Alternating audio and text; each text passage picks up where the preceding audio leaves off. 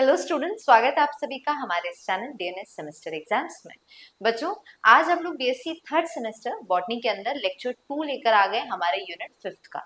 इससे पहले already lecture 1 जा चुका है जिसमें हमने मेजर ग्रुपिंग टैक्सोनॉमी के बारे में बात की थी। अगर आपने उसे नहीं देखा है तो जाके देखिए, आपको बेहतर ये वाला लेक्चर ज्यादा बेहतर समझ आएगा अगर आप उस लेक्चर वीडियो को देख कर आते हैं। अब क्वेश्चन ये उठता है, आप वो लेक्चर वीडियो कहाँ देखेंगे? तो उसके लिए आपको हमारे चैनल पर चले जाना है और चैनल पे जाके आपको जिस ऑप्शन में चले जाना है वो है हमारे प्लेलिस्ट ऑप्शन में। आप जब भी हमारा चैनल ओपन करते हैं तो आपके सामने इस तरह का इंटरफेस ओपन होता है ना। अब इस तरह के इंटरफेस में देखिए बहुत सारे ऑप्शंस होते हैं, होम, वीडियो, शॉर्ट्स, लाइव और प्लेलिस्ट का एक ऑप्शन होता है। अब यहाँ पर देखिए शॉर्ट्स में जाएंगे तो आपको डिफरेंट यहाँ पे वीडियोस मिल जाएंगे, ठीक है। वही अगर हम प्लेलिस्ट में जाते हैं तो प्लेलिस्ट में जाने के बाद में आपको यहाँ पर अलग अलग सब्जेक्ट्स के वो सारे प्लेलिस्ट मिल जाएंगे जिसमें अभी तक के सारे लेक्चर्स यूट्यूब चैनल पर हमारे गए हैं। इसमें आप थोड़ा सा और नीचे स्क्रॉल करते हैं तो देखिए यहाँ पे आपको थर्ड सेमेस्टर बॉटनी का पूरा एक प्लेलिस्ट मिल जाता है जिसमें सिलेबस से लेकर हर एक इम्पॉर्टेंट टॉपिक जो कि हर यूनिट से इम्पॉर्टेंट है उसके बारे में भी इसमें डिस्कशन किया गया है। तो आप इसको अच्छे से जाकर यहाँ पे विजिट कर सकते हैं और यहाँ पर देख सकते हैं यूनिट 5th के तक का लेक्चर सारे आप यहाँ से देख पाएंगे, ठीक है। तो आई होप आपको कोई दिक्कत नहीं होगी सारे लेक्चर वीडियोस को एक्सेस करने में, समझने में, देखने में, और कहीं ढूंढना नहीं पड़ेगा। आइए आगे बढ़ते हैं और आज जो टॉपिक हम डिस्कस करने वाले हैं ये है modern trends in plant taxonomy. क्या मॉडर्न तरीके हैं? देखो, प्लांट टैक्सोनॉमी का एक तो बहुत पुराना तरीका होता था जो आपने यूनिट फर्स्ट में हमारे थर्ड सेमेस्टर बॉटनी के अंदर पढ़ा था, है ना, कि कैसे टाइप मेथड्स आते थे, कैसे पब्लिशिंग होती थी, कैसे क्लासिफिकेशन होता था, क्या हर्बेरियम का कैसे यूज होता था। अब हम जो ये यूनिट 5th में आज हम जो बात करने वाले हैं ना, ये हम बात करेंगे मॉडर्न ट्रेंड्स की, यानी आज के टाइम पे प्लांट टैक्सोनॉमी कैसे की जाती है। बड़ी ऑब्वियस सी बात है, यहाँ पे सॉफ्टवेयर्स का इस्तेमाल होता है, यहाँ पे कंप्यूटराइज्ड होगी सारी चीजें। तो मॉडर्न तरीका जो है वो हमारा कुछ अलग होता है प्लांट टैक्सोनॉमी का, प्लांट की ग्रुपिंग का। टैक्सोनॉमी मतलब ग्रुपिंग का। तो प्लांट ग्रुपिंग का क्या तरीका है, प्लांट को अलग अलग ग्रुपिंग में करने का, इसके मॉडर्न तरीके क्या है, मॉडर्न ट्रेंड्स क्या है, ये आज के इस लेक्चर में हम जानने वाले हैं। तो यूनिट 5th का ये लेक्चर 2 है जो आपके सामने जा रहा है। आइए बिना देरी के इसको शुरू करते हैं। इसमें सबसे पहले हम समझते हैं क्लस्टर एनालिसिस को। क्लस्टर एनालिसिस होता क्या है, ठीक है। तो भाई जो वर्ड है ना क्लस्टर, क्लस्टर का मतलब क्या होता है? क्लस्टर का मतलब होता है कि जो ऑर्गेनिजम्स हैं या एक ग्रुप, मान लो क्लस्टर मतलब होता है एक ग्रुप, ठीक है। तो क्लस्टर एनालिसिस एक मल्टीवेरिएट डेटा माइनिंग टेक्निक है। यहाँ पे कोई हम खुदाई नहीं कर रहे हैं, माइनिंग टेक्निक आपको बोल दिया, तो यहाँ पे खोज की बात हो रही है, किसी चीज की डिस्कवरी की बात हो रही है। तो ये एक मल्टीवेरिएट डेटा माइनिंग टेक्निक है जिसका गोल, जिसका उद्देश्य क्या है? To provide meaningful picture and need to further condense to enable a comparison of units. इसका काम होता है कि अलग अलग टाइप के यूनिट्स की एक तुलना, कंपैरिजन किया जा सके और उसको बेहतर क्लासिफाई किया जा सके। ये काम होता है क्लस्टर एनालिसिस का। अब इसको समझने के लिए आपको यहाँ पर कंप्यूटर सॉर्ट्स करता है ओटीयूज, जिसे बोलते हैं operational taxonomic units, overall similarity के बेसिस पर। भाई प्लांट्स में जो ओवरऑल सिमिलैरिटी है उस बेसिस पे ये ग्राफ, एक क्लस्टर एनालिसिस डेवलप कराता है। इसको अगर हम देखें तो कुछ इस तरह से आपको ये दिखेगा, ये देखिए।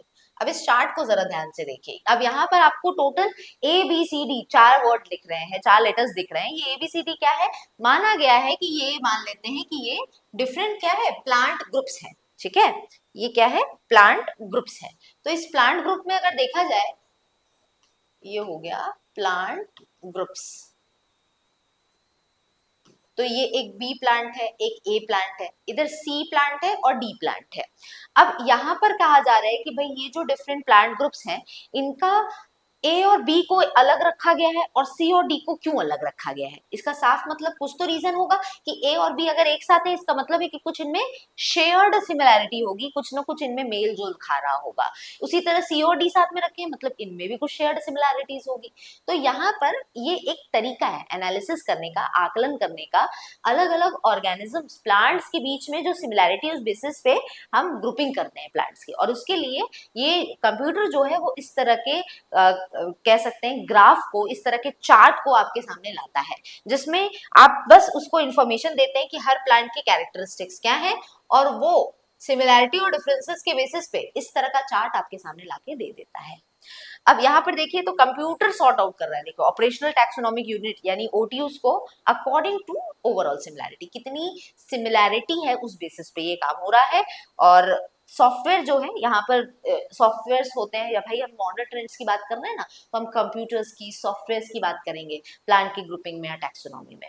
तो यहीं पर यहाँ पर आ जाता है भाई कि ये जो सॉफ्टवेयर जो होते हैं ये एक फेनोग्राम देते हैं, इस तरह का कुछ चार्ट आपके सामने प्रेजेंट करते हैं, और जो कि एक डेंड्रोग्राम है। डेंड्रोग्राम मतलब एक ब्रांच ट्री जैसा डायग्राम, जैसे कि जब आप छोटे क्लासेस में रहे होंगे तो जब आप इस तरह से ऐसे पेड़ बनाते होंगे तो आप यहाँ पर अलग अलग इसके ब्रांचेस बनाते होंगे, बनाते हैं ना, तो एक ब्रांच ट्री जैसा एक डायग्राम आपके सामने निकल कर आता है। जैसे आपने छोटे रहोगे तो एक फैमिली ट्री आप बनाते होंगे, जिसमें आप अलग अलग ब्रांचेस पे अलग अलग अपने फैमिली के डिफरेंट मेंबर्स की फोटो लगाते होंगे, लगाते होंगे। तो इसी तरह से ये ब्रांच ट्री डायग्राम को डेंड्रोग्राम कहा जाता है। तो डेंड्रोग्राम जो है इसके पूरे ग्रुप को यहाँ पर कहा जा रहा है फेनोग्राम, जो कि एक सॉफ्टवेयर होता है जो कि इस तरह का ग्राफ आपके सामने, इस तरह का चार्ट आपके सामने प्रेजेंट करता है। और कहीं ना कहीं ये जो चार्ट जब आपके सामने प्रेजेंट होता है तो आपको यहाँ पर हर एक प्लांट की यहाँ पर सिमिलैरिटीज और डिफरेंसेस या कोई भी फीचर है, इसको आपको अलग से देखना नहीं पड़ेगा। आपने फीचर्स उस सॉफ्टवेयर को दे दिए और वो आपके सामने इस तरह का चार्ट डिस्प्ले कर देगा। इसी को कहते हैं क्लस्टर एनालिसिस करना, ठीक है। अब यहाँ पर इसकी वजह से हम जो भी टैक्सोनॉमी है, प्लांट्स की जो ग्रुपिंग है, टैक्सोनॉमी वर्ड हमेशा याद रखिएगा, इसका मतलब होता है ग्रुपिंग, ठीक है। और बेसिकली हम बॉटनी पढ़ रहे हैं तो हम यहाँ प्लांट ग्रुपिंग की बात कर रहे होंगे। तो एडवांटेजेस क्या क्या है न्यूमेरिकल टैक्सोनॉमी के, जब हम टैक्सोनॉमी नंबर्स के बेसिस पे करते हैं, है ना, कि नंबर ऑफ कह सकते हैं लीव्स किस तरह से हैं प्लांट्स में, ठीक है, और अलग अलग जो भी कैरेक्टर्स है उनको नंबर असाइन किया जाता है, तो इसको न्यूमेरिकल टैक्सोनॉमी कहते हैं। तो ये कहीं ना कहीं आपको एक कह सकते हैं कि बेटर क्लासिफिकेशन सिस्टम देता है, और हाईली रिलेवेंट है रियल प्रॉब्लम्स, जो भी बायोलॉजिकल क्लासिफिकेशन में जब भी हम प्लांट्स की क्लासिफिकेशन या ग्रुपिंग करते हैं तो जो प्रॉब्लम्स आती है वो न्यूमेरिकल टैक्सोनॉमी से कहीं ना कहीं काफी हद तक सॉल्व हो जाती है, और कहीं ना कहीं एग्जैक्ट सही तरीका बताता है किस तरह से क्लासिफिकेशन होना चाहिए, और डेटा को अलग अलग सोर्सेस से लेकर आता है, यानी कि इसमें सारे तरह की इंफॉर्मेशन होती है। प्लांट देखने में कैसा है, यानी मॉर्फोलॉजी किस तरह की है, इसके अलावा फिजियोलॉजी, इसकी फंक्शनिंग किस तरह की है, किस तरह से साइकिल चलाता है, किस तरह से फूड बनाता है, किस तरह के पिगमेंट्स काम करते हैं, कैसे सनलाइट की ट्रैपिंग होती है, सारी चीजों को तो फिजियोलॉजी भी देखता है, एक्सटर्नल फीचर यानी मॉर्फोलॉजी भी देखता है, बायोकेमिस्ट्री यानी कि प्लांट बॉडी में जो केमिकल है उसको तक स्टडी करता है। तो बायोकेमिस्ट्री का मतलब हो गया प्लांट में पाए जाने वाले केमिकल्स। अब आपने इसे पढ़ा होगा कि अगर दो प्लांट्स में एक ही टाइप के केमिकल्स हैं तो ये न्यूमेरिकल टैक्सोनॉमी क्या करना चाहेगा, उन दो प्लांट्स को एक ग्रुप में रखना चाहेगा, समझ रहे हो। तो इसको हम लोग बोलते हैं बायोकेमिस्ट्री। डीएनए स्टडी भी करना, अलग अलग प्लांट्स के डीएनए का भी अलग से आकलन करना, उसकी स्टडी करना, तो ये क्वांटिटेटिव होता है, कहीं ना कहीं नंबर्स के बेसिस पे हम करते हैं न्यूमेरिकल टैक्सोनॉमी, जहाँ पे हम, मैंने बोला ना, कैरेक्टर्स को हम नंबर असाइन करते हैं, और फिर सिमिलर देखते हैं कि कैसे दो प्लांट्स या दो ऑर्गेनिजम्स में क्या सिमिलरिटी डिफरेंसेस है। तो ये कहीं ना कहीं बेटर तरीके से टैक्सोनॉमिक डिफरेंसेस को बता पाता है और क्लासिफिकेशन को और बेहतर बनाने में काम करता है, ठीक है। बच्चों आगे बढ़ने से पहले आप सभी को एक बार वापस बता दे रही हूँ, ऑल्दो मैं हर बार बताती हूँ, लेकिन हर बार हो सकता है कि हमारे साथ कुछ नए बच्चे देख रहे हो वीडियो, तो उनको पास ये इन्फॉर्मेशन जानी चाहिए कि यहाँ पर डीएनए सेमेस्टर एग्जाम्स की तरफ से यहाँ पर आपको फर्स्ट और थर्ड सेमेस्टर के बच्चों के लिए नवोद्भव बैच स्टार्ट की गई है। इस बैच के अंदर हम लोग A to Z जितने भी यूनिट्स हैं उन सबके लेक्चर वीडियोस हम इस ऐप यहाँ पर बैच के अंदर प्रोवाइड करते हैं, और ये सारी जो क्लासेस है नवोद्भव बैच की ये डीएनएस एजुकेयर ऐप पर चलती है। तो बच्चों इसमें ना सिर्फ आपको इस बैच के अंदर क्लासेस मिलेगी बल्कि आपको डाउट क्लासेस भी सॉल्व कराई जाएगी, उसके अलावा नोट्स आपको मिलेंगे, पीडीएफ्स आपको मिलेंगे, प्रीवियस ईयर के क्वेश्चन पेपर्स आपको मिलेंगे, और साथ ही साथ लास्ट मोमेंट पे आपको वन शॉट रिविजन मिलेगा जो कि जल्दी हमारे यहाँ पर चैनल पर शुरू होने वाला है, जहाँ पर हर सब्जेक्ट की जो भी सब्जेक्ट यहाँ मेंशन्ड है, जैसे यहाँ पे बीएससी मैथमेटिक्स है, बीएससी बायोलॉजी है, बीएससी एग्रीकल्चर है और बीकॉम है, इन सारे अलग अलग कोर्सेज के लिए आपको जितने भी यूनिट्स हैं इनके हर एक यूनिट के वन शॉट वीडियो मिलेंगे, जिसमें हम वो मोस्ट इंपॉर्टेंट टॉपिक्स को डिस्कस करेंगे जो आपके सेमेस्टर एग्जाम्स में आ सकते हैं। तो बच्चों जल्द से जल्द आप हमारे इस नौभो बैच के साथ एनरोल हो सकते हैं। अब जैसे मान लो आप बीएससी बायोलॉजी के साथ एनरोल होते हैं तो बॉटनी, केमिस्ट्री, जूलॉजी तीनों की क्लासेस आपको इस ऑफर प्राइस 1250 में मिल जाएगी। डीएनएस 20 कूपन कोड अगर आप इस्तेमाल करते हैं तो एक्स्ट्रा 20% ऑफ भी आपको हमारे इस कोर्स में मिलेगा। बाकी और कोई भी इन्फॉर्मेशन चाहिए तो ये हमारा व्हाट्सएप नंबर दिख रहा है, इस पे आप कांटेक्ट करके सारी इन्फॉर्मेशन ले सकते हैं। बच्चों आज जो आप ये क्लास देख रहे हैं इसका फ्री पीडीएफ भी आपको हमारे इसी ऐप पर, डीएनएस एजुकेयर ऐप पर मिलेगा। फ्री मटेरियल सेक्शन में जाना है और आपको वहां पर सारे मटेरियल्स, सारे पीडीएफ्स, फ्री पीडीएफ्स आपको मिल जाएंगे। तो उसके लिए भी आप हमारे इस ऐप के साथ जरूर जुड़े, आज ही इसे प्ले स्टोर से डाउनलोड करिए। आगे बढ़ते हैं। तो भाई न्यूमेरिकल टैक्सोनॉमी तो हमें पता चल रहा है कि भाई बहुत बेहतर तरीका है। एक तो हमने देख लिया कि मॉडर्न ट्रेंड्स में आपके पास सॉफ्टवेयर्स हैं, आपके पास ओटीयूज हैं, ऑपरेशनल टैक्सोनॉमिक यूनिट्स हैं, जहाँ पे बस आपको सारी इंफॉर्मेशन अलग अलग प्लांट्स की दे देनी है। वो सिमिलैरिटीज और डिफरेंसेस के बेसिस पे आपके सामने एक चार्ट, एक डेंड्रोग्राम, एक कह सकते हैं कि क्लस्टर एनालिसिस करके आपके सामने एक चार्ट देता है, जिससे आपको अलग अलग प्लांट्स में कैसे, कौन से प्लांट सेम ग्रुप में है, कौन से प्लांट अलग ग्रुप में है, ये आपको निकाल कर ये दे देता है। अब मान लेते हैं कि न्यूमेरिकल टैक्सोनॉमी के हमने तो देखा बहुत सारे बेनिफिट्स हैं, कुछ डीमेरिट्स भी हैं, कुछ इनके डिसएडवांटेज, डीमेरिट्स मतलब डिसएडवांटेज है ना, तो कुछ डिसएडवांटेजेस भी हैं। क्या क्या है? तो used in phenetic classification, phenetic classification में इसका इस्तेमाल होता है, लेकिन फाइलोजेनेटिक क्लासिफिकेशन में कोई यूज नहीं होगा, क्योंकि भाई ये सिर्फ मॉर्फोलॉजी, फिजियोलॉजी, बायोकेमिस्ट्री, डीएनए ये सबको पढ़ रहा है, तो कहीं ना कहीं यहाँ पे हम फाइलोजेनी नहीं देख पाएंगे। फाइलोजेनी मतलब हम क्या देखना है आपको, इसी यूनिट के फर्स्ट लेक्चर में फाइलोजेनी के बारे में काफी अच्छे से बताया था, याद होगा तो बहुत अच्छी बात है, नहीं देखे वो क्लास जाके जरूर देख लीजिए पहले। तो फाइलोजेनी का मतलब मैंने बताया था जब हम किसी भी ऑर्गेनिज्म के एंसेस्टर्स को, उनके पूर्वजों को स्टडी करते हैं, तो फाइलोजेनेटिक क्लासिफिकेशन जो होता है उस चीज में अगर जब हम यहाँ पर करते हैं तो हमें कहीं ना कहीं बेटर क्लासिफिकेशन मिल पाता है, प्लांट्स की ग्रुपिंग का पता लगता है। लेकिन न्यूमेरिकल टैक्सोनॉमी में फाइलोजेनेटिक क्लासिफिकेशन का कोई रोल नहीं है, ठीक है। तो कैरेक्टर सिलेक्शन, जो कैरेक्टर्स की हमें स्टडी करनी है वो बहुत ज्यादा इसमें जरूरी है, लेकिन क्योंकि अगर कैरेक्टर जो चूज किया गया है कंपैरिजन के लिए अगर वो सफिशिएंट नहीं रहा, प्लांट में वो कैरेक्टर उतना नहीं दिखा, तो जो हमारा मेथड है उससे हमें जो रिजल्ट मिलना चाहिए कंपैरिजन का, डिफरेंसेस का, सिमिलैरिटी का पता करने का, वो नहीं मिल पाएगा। डिफरेंट टैक्सोनॉमिक प्रोसीजर्स जो है वो हमें बहुत अलग अलग तरीके के रिजल्ट्स भी यहाँ पर देते हैं। अब इसी में आगे समझ लेते हैं ये फाइलोजेनेटिक ट्री क्या है जो आपको सॉफ्टवेयर जनरेट करके देता है और कहीं ना कहीं टैक्सोनॉमी में मदद करता है। तो फाइलोजेनेटिक ट्री क्या है? फाइलोजेनेटिक ट्री में फाइलोजेनी आ गया ना, क्लियर है ना ये चीज? हाँ, तो यहाँ पर फाइलोजेनी का मतलब क्या हो गया? Again studying the ancestors. भाई इवोल्यूशन देखते हुए, प्लांट्स में होने वाला इवोल्यूशन देखते हुए हमें इसकी क्या स्टडी करनी है? इनके एंसेस्टर्स की स्टडी करनी है, एंसेस्टर्स की स्टडी करनी है। तो ये भाई एक फाइलोजेनेटिक ट्री जो है वो हमें कुछ इस तरह का, ये दिख रहा है, इस तरह का हमें कुछ दिखता है, जहां पर एक हम प्रेजेंटेशन देते हैं, विजुअल प्रेजेंटेशन है जो हमें रिलेशनशिप बताता है अलग अलग टाइप के ऑर्गेनिजम्स के बीच में, और पाथवे बताता है, showing the path through evolutionary time, evolutionary time से हमें वो पाथवे दिखाता है, और ये तक दिखाता है कि कौन से उनके कॉमन एंसेस्टर्स रहे होंगे टू डिफरेंट डिसेंडेंट, और साथ में उनके नेक्स्ट जनरेशन कौन से बने होंगे। अब जैसे आपके सामने ये चार्ट है, आइए इसको भी देखते हैं। तो ये फाइलोजेनेटिक ट्री है, तो कहीं ना कहीं ये काल्पनिक तरीका होता है, or hypothesized constructions of evolutionary history.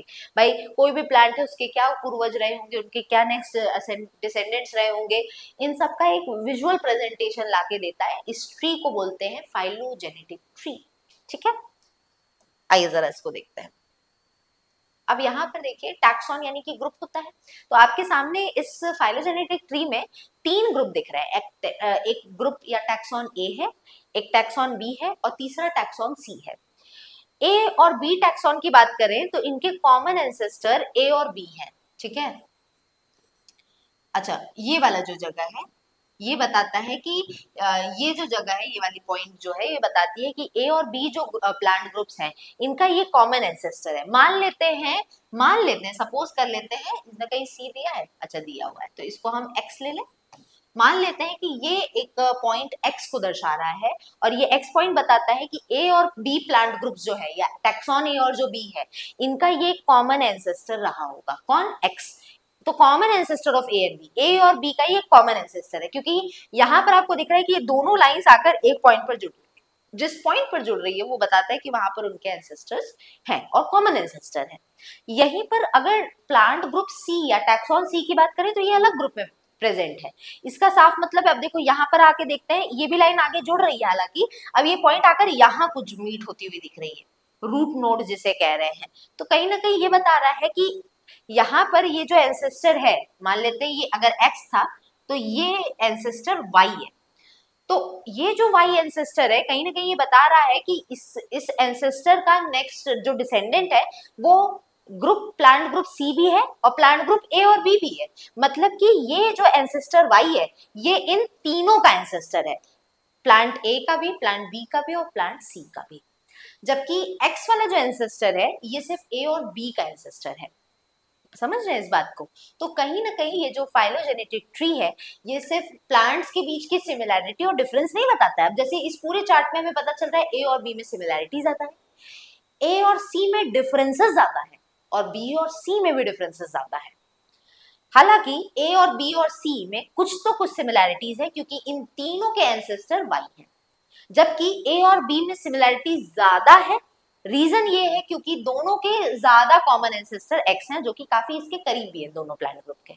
तो ये जो पूरा ट्री है, ये जो पूरा ग्राफ है, ये हमें काफी सारी इंफॉर्मेशन दे रहा है अबाउट किस तरह से यहाँ पे वर्किंग जो है वो होती है। तो ये एक फाइलोजेनेटिक ट्री है, समझ आया? तो इस तरह से ये हमें एंसेस्टर्स का भी पता चलता है, हमें इवोल्यूशन के बारे में भी पता चलता है और रिलेशनशिप भी पता चलती है अलग अलग ऑर्गेनिजम्स के बीच में। क्लियर हुआ बेटा? चलो आगे आते हैं। नेक्स्ट है कुछ डिफरेंसेस देख लेते हैं। एक फेनोग्राम और एक क्लैडोग्राम क्या होता है? शॉर्ट नोट में कई बार शॉर्ट आंसर क्वेश्चंस में क्लैडोग्राम लिखने को आता है ना? तो ये एक इंपॉर्टेंट टॉपिक है, इसको भी देख लेते हैं। एक फेनोग्राम है, एक क्लैडोग्राम है। फेनोग्राम क्या है? ये एक टिपिकल कह सकते हैं डेंड्रोग्राम है, एक टिपिकल टाइप का डेंड्रोग्राम है। डेंड्रोग्राम आपने देख लिया, एक ब्रांचिंग सिस्टम पूरा, है ना? तो एक टिपिकल डेंड्रोग्राम है जो कि फिनेटिक डेटा पे बेस्ड है। यहाँ पर कुछ लाइंस होती है जिसे यहाँ पे फिनो लाइंस बोल रहे हैं, जो कि राइट एंगल पे, और इससे कुछ ब्रांचेस निकलते हैं डेंड्रोग्राम जिसे कह रहे हैं, जो कि यहाँ पर फीचर्स बताता है और सिमिलैरिटीज को ऑर्गेनिज्म के बीच में ये बताता है। तो ये फेनोग्राम है। दूसरा है क्लैडोग्राम। तो क्लैडोग्राम क्या है? क्लैडोग्राम जो है ये अजम्पशंस, एक तरह से ये मान लेता है कि इस तरह की चीजें होंगी, तो अजम्पशंस बताता है अबाउट एंसेस्ट्रल रिलेशनशिप। ये एंसेस्ट्रल रिलेशनशिप और करंट डेटा, यानी ये दोनों चीजों के बारे में बताता है। जो क्लैडोग्राम है ये पूर्वजों के बारे में भी इंफॉर्मेशन देता है और प्रेजेंट टाइम में प्लांट्स के बीच की सिमिलैरिटी डिफरेंसेस भी बताता है। लेकिन फेनोग्राम जो है ये कहीं ना कहीं करंट टाइम का ही डेटा देता है, ये एंसेस्टर्स के बारे में जो इंफॉर्मेशन है वो नहीं दे पाता है। फिनेटिक डेटा यहाँ पर बेस्ड है फीचर्स पे। किस फीचर्स पे? फीचर्स में जो कि ऑर्गेनिजम्स की बॉडी में है, regardless whether they are homologous और एनालॉगस। होमोलॉगस एनालॉगस क्या होता है? मतलब कि अगर मान लेते हैं कि ऑर्गेनिज्म जो है, इस तरह से देख लेते हैं, अगर मान लेते हैं कि जो ऑर्गेनिजम्स है वो एक ग्रुप से निकल कर आ रहे हैं, एक जगह से निकले और अलग अलग जगह पहुंचे, है ना? तो यहाँ पर ऐसे में क्या होता है कि आप इसको हम लोग क्या बोलते हैं? होमोलॉगी कहते हैं या होमोलॉगस स्ट्रक्चर्स कहते हैं। होमोलॉगी, इस प्रोसेस को होमोलॉगी कहते हैं, जहाँ एक कॉमन ऑर्गेनिज्म निकल कर अलग अलग जगह जाता है और हर एक organism A B C D मान लेते हैं, तो इन सब में अलग अलग फीचर्स होते हैं। ऑल्दो इनमें कुछ सिमिलैरिटीज भी होती है, मतलब कुछ तरीके में सिमिलर होते हैं, जैसे कि ज्यादातर देखा जाता है कि स्ट्रक्चर एक जैसा दिखता है बट काम अलग अलग तरीके का होता है। ठीक है। एनालॉगीज का जस्ट उल्टा होता है, जहाँ पे organism again A B C D होते हैं, लेकिन ये ऑर्गेनिज्म डिफरेंट जोग्राफिकल एरिया से निकलकर, डिफरेंट एरिया से निकलकर एक कॉमन पॉइंट पर आते हैं, जिसकी वजह से इनके फंक्शंस जो है वो सेम निकल कर आ जाते हैं। स्ट्रक्चर सेम नहीं होगा, फंक्शन सेम हो जाता है या सिमिलर हो जाता है, तो इसको हम लोग बोलते हैं एनालॉगी। इस प्रोसेस को एनालॉगी कहते हैं। और यहाँ पर होमोलॉगी में क्या देखने को मिलता है, स्ट्रक्चर्स आपको सेम देखने को मिलते हैं और दूसरे वाले में फंक्शन सेम दिख रहा है।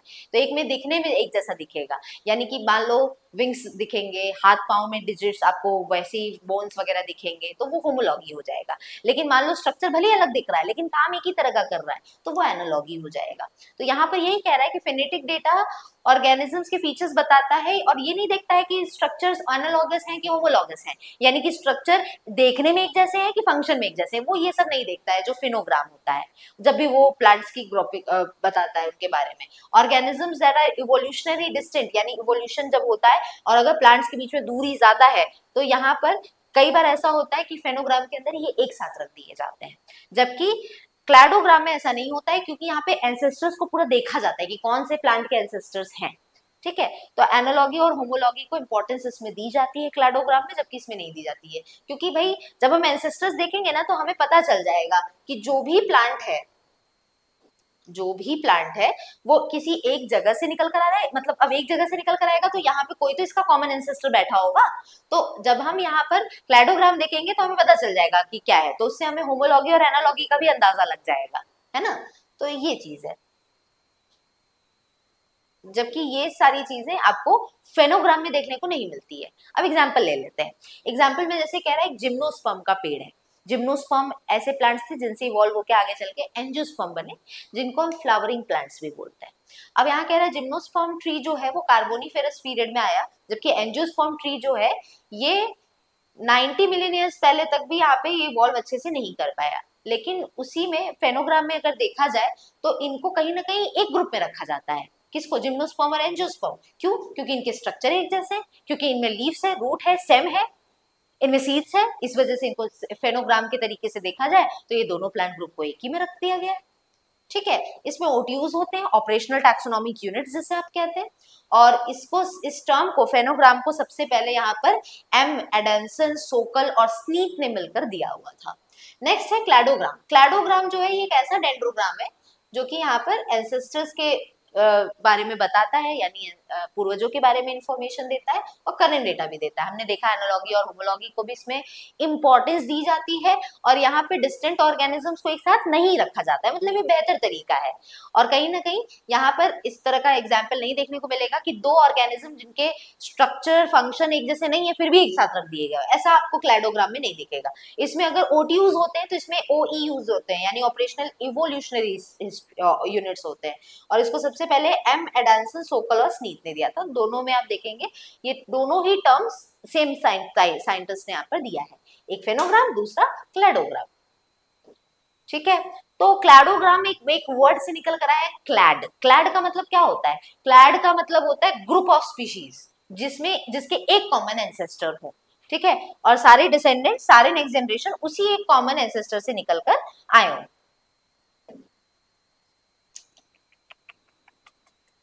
तो ये देखो, ये डिफरेंट क्लैड आपके सामने दिख रहा है। ठीक है, तो यहाँ पर अगर देखा जाए बेटा तो आप साफ साफ इस इमेज में देख सकते हैं यहाँ पे कि यहाँ पे लिखा तो नहीं है, मैं इसको और इजी बनाने के लिए लिख देती हूँ। जैसे कि यहाँ पर मैं लिखती हूँ A B C D E F, ये मैंने इतना लिखा है। ये आपके सामने क्लैड है, एक प्रेजेंटेशन है, ग्राफिकल प्रेजेंटेशन है, और यहाँ पे लिखा है X। अब यहाँ पर अगर देखा जाए तो ये क्लैड जो है ये ग्रुप ऑफ ऑर्गेनिजम्स को बता रहा है और उनके कॉमन एंसेस्टर्स भी अभी आपको दिख जाएंगे इसमें। अब जैसे मैं कहती हूँ ए और बी, तो ए और बी में सिमिलैरिटी ज्यादा है। क्यों ज्यादा है? क्योंकि देखो दोनों के कॉमन एंसेस्टर यहाँ पे प्रेजेंट है। ए बी और सी में भी सिमिलैरिटी होगी, लेकिन इन दोनों में के जो इन तीनों के कॉमन एंसेस्टर थोड़े दूर पे हैं। वही अगर देखा जाए तो डी ई में ज्यादा सिमिलैरिटी होगी क्योंकि कॉमन एंसेस्टर यहाँ लोकेटेड है, और डी ई एफ में भी सिमिलैरिटी होगी लेकिन थोड़ी कम होगी क्योंकि इनके कॉमन एंसेस्टर्स थोड़े से दूर पे है। अब कहीं ना कहीं आप देखेंगे कि A B C D E F ये सारे के सारे प्लांट ग्रुप कहीं ना कहीं अगेन इनके कॉमन एंसेस्टर है, तो कहीं ना कहीं इन सब में थोड़ी बहुत सिमिलैरिटी होगी बट डिफरेंसेस ज्यादा होंगे। कॉमन एंसेस्टर जितने करीब मिलेंगे उतनी ज्यादा सिमिलैरिटी उनमें होगी, अदरवाइज उनमें डिफरेंसेस ज्यादा मिलेंगे। तो ये क्लैड है। तो इसी तरीके से आप देख सकते हैं, जैसे कि यहाँ पर देखो तो इस ट्राइंगल के अंदर जो आपको प्लांट ग्रुप्स मिलेंगे उनमें सिमिलैरिटी ज्यादा होगी। इस ट्राइंगल में देखो ए और बी प्लांट ग्रुप में ज्यादा सिमिलैरिटी मिलेगी। इसमें देख लो तो आपको यहाँ पर इन तीनों में डिफरेंसेस ज्यादा मिलेंगे। क्यों मिलेंगे?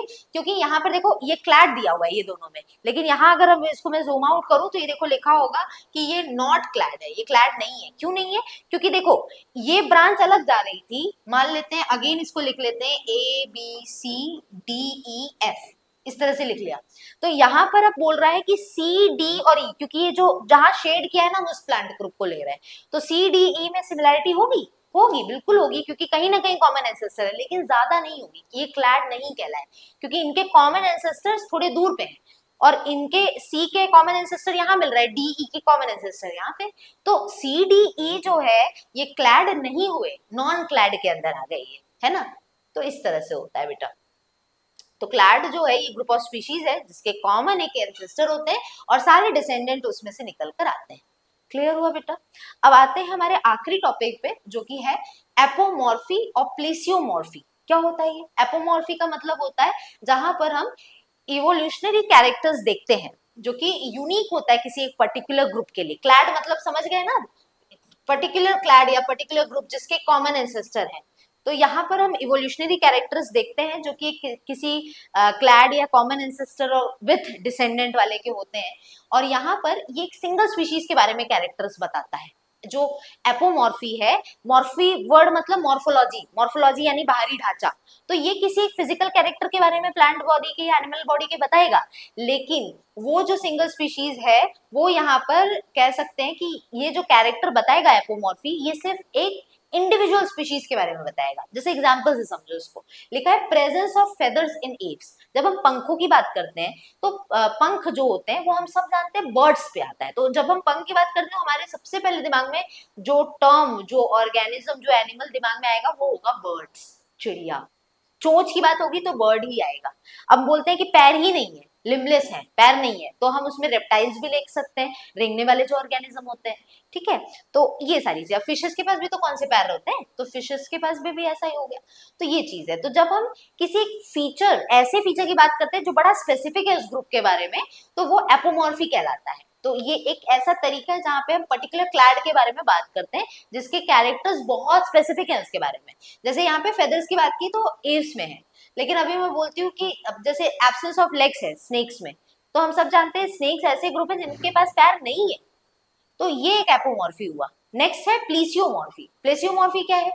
ये एक इवोल्यूशनरी कैरेक्टर बताता है जो कि होमोलॉगस है विद अ पर्टिकुलर क्लैड, जिसमें कुछ सिमिलैरिटीज आपको एक पर्टिकुलर क्लैड के साथ दिखेगी, लेकिन सारे यूनिक कैरेक्टर्स नहीं दिखेंगे। जैसे इसमें यूनिक कैरेक्टर दिखा, पंखों की बात हुई तो बर्ड्स की बात हुई, जब लिम्बलेस यानी कि पैर नहीं थे तो हमने स्नेक्स की बात की, लेकिन जब यहाँ पे हम एग्जांपल ले लेते हैं प्रेजेंस ऑफ लेग्स, तो पैर अगर हैं तो जरूरी थोड़ी ना रेप्टाइल की बात हो रही है, उसमें तो ह्यूमंस हम भी आ सकते हैं, है ना, उसमें बर्ड्स भी आ सकते हैं।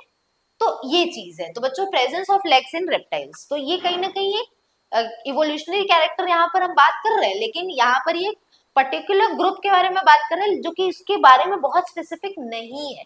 ठीक है, जो कि यूनिक नहीं है, not unique to all the members, सारे मेंबर्स के लिए यूनिक नहीं है।